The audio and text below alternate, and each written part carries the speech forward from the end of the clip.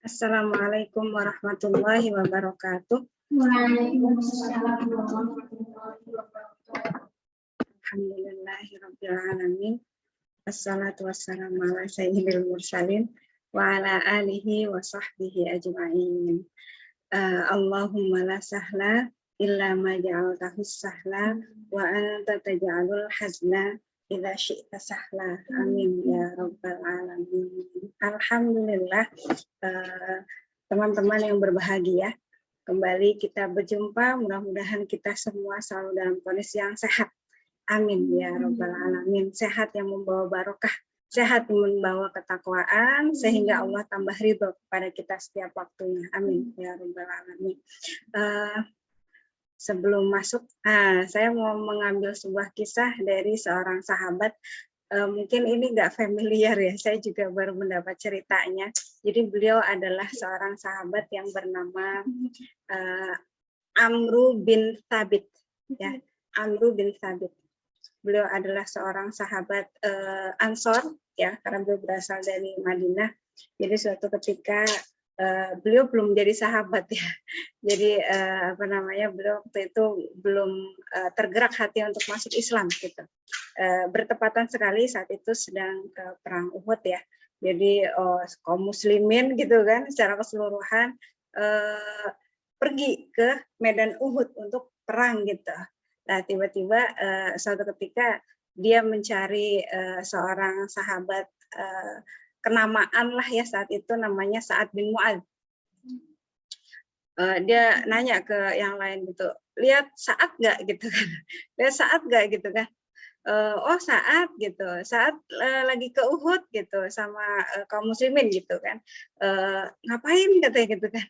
Ya mereka ada misi itu, ada misi perang di sana gitu kan, maksudnya ada peperangan fisabilillah di sana gitu. Akhirnya si siapa tadi, Amru ya, dia menyusul ke Uhud gitu. Tapi sebelum dia menyusul ke Uhud gitu, dia masuk Islam dulu. Jadi ternyata gini, jadi Amru itu kenapa dia ditinggalkan di Madinah? Karena dia ngeyel, disuruh masuk Islam tuh ngeyel, nggak mau masuk Islam gitu. Tapi setelah kaum muslimin itu pergi ke Madinah gitu, nah dia baru kemudian tergerak, kemudian masuk Islam gitu. Makanya dia mencari saat itu ya di Madinah. Dia sahabat Ansor. Dia sahabat Ansor gitu.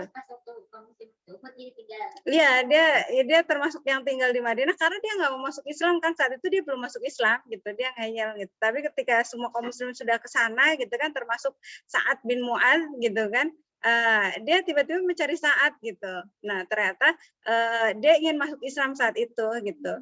Nah ketika dia tidak mendapati Sa'ad dan dia mendapat kabar bahwa di Uhud sedang ada peperangan gitu kan antara kaum muslimin dengan kaum kafir, beliau langsung menyusul ke Uhud setelah syahadat gitu ya. Nah kemudian ikutlah beliau dalam peperangan itu gitu, sampailah kemudian selesai peperangan gitu.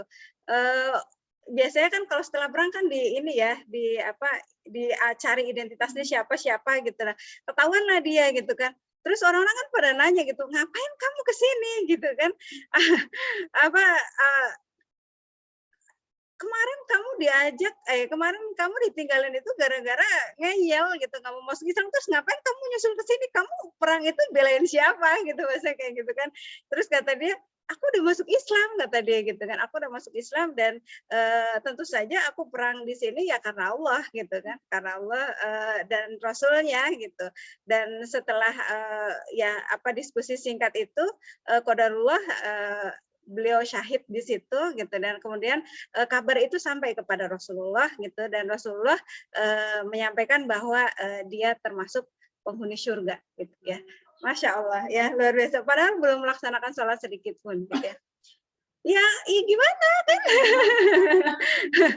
Ada sahabat yang lain juga namanya Yasar al-Habsyi juga seperti itu kisahnya gitu. Jadi belum sempat melaksanakan salat gitu, tapi kalau sahabat Yasar ini dia ikut di perang Khaybar ya, perang Khaybar gitu. Jadi setelah masuk Islam dia langsung membersamai kaum muslimin dalam perang Khaybar dan nggak lama setelah itu wafat. ya kan? Belum melaksanakan sholat sedikit pun gitu ya. Dari kisah ini kita bisa mengambil hikmah bahwa masuk surga dan tidaknya seseorang begitu ya. Itu bukan karena amalnya dia yang bertahun-tahun atau beratus-ratus tahun kan gitu ya, gitu. Tapi karena apa? Karena si hamba ini berhasil mengetuk rahmatnya Allah gitu kan. Bahkan dalam sebuah hadis kan Rasulullah menyampaikan atau disampaikan juga oleh Abu Hurairah ya dalam sabda Rasulullah. Jadi setiap kaum muslim manusia atau orang muslim gitu atau orang mukmin lah gitu ya, mereka itu tidak masuk surga karena amalnya gitu. Kemudian Rasulullah berstatement seperti itu kan gitu. Kemudian Abu Abu Hurairah menimpali gitu. Enggak juga engkau ya Rasulullah gitu kan. Enggak juga engkau ya Rasulullah gitu. Terus kata Rasulullah, iya tidak juga saya gitu, kata Rasulullah gitu. Kecuali jika Allah memberikan rahmatnya atau mengaruniakan rahmatnya kepada saya seperti itu. Jadi sampai Rasulullah sendiri kan ya masuk surga karena apa? Karena rahmatnya Allah gitu. Jadi banyaknya amalan yang sudah kita lakukan gitu kan, itu tidak menjamin kemudian kita bisa masuk surga ya. Ketika banyaknya amalan itu tidak disertai dengan karena Allah itu tadi ya gitu. Jadi kita banyak berbuat baik selama ini. Kita banyak sedekah, kita banyak sholat, kita banyak saum misalnya, kita banyak ya memborong gitulah ya, banyak amal kebaikan tapi kita lupa gitu ya. Kita lupa bahwa ada hal yang perlu diketuk. Apa itu? Rahmatnya Allah gitu. Tentu saja ada hal-hal yang perlu kita lakukan gitu ya untuk mengetuk rahmatnya Allah. Apa itu? Ya perbaiki yang disebut akidah ya, yang disebut dengan akidah itu ya kita berbuat banyak amal dan sebagainya hanya demi misalnya hal yang sepele yang itu sifatnya duniawi gitu. Mungkinkah itu akan mengetuk rahmatnya Allah? Tentu saja tidak ya gitu. Tentu saja tidak gitu. Makanya teman-teman mari ya jangan sampai segala perbuatan kita saat ini gitu itu akan menjadi sia-sia di hadapan Allah nanti. Karena apa? Karena amalan itu kemudian hangus gitu ya. Amalan itu hangus gitu. Karena dilakukan dengan tanpa aturan yang dibenarkan begitu ya. Bahkan di dalam sebuah cerita yang lain ya, hadis yang lain gitu, suatu ketika Rasulullah itu didatangi oleh malaikat Jibril ya gitu. Kemudian malaikat Jibril itu menceritakan ada seorang hamba gitu ya yang dia beramal gitu ya di lautan apa ya? Ya kalau nggak salah di lautan gitu. Ya kalau nggak salah gitu, saya lupa. Dan tapi di sana Allah karuniakan hamba ini berdoa ya Allah gitu kan. Ya Allah tolong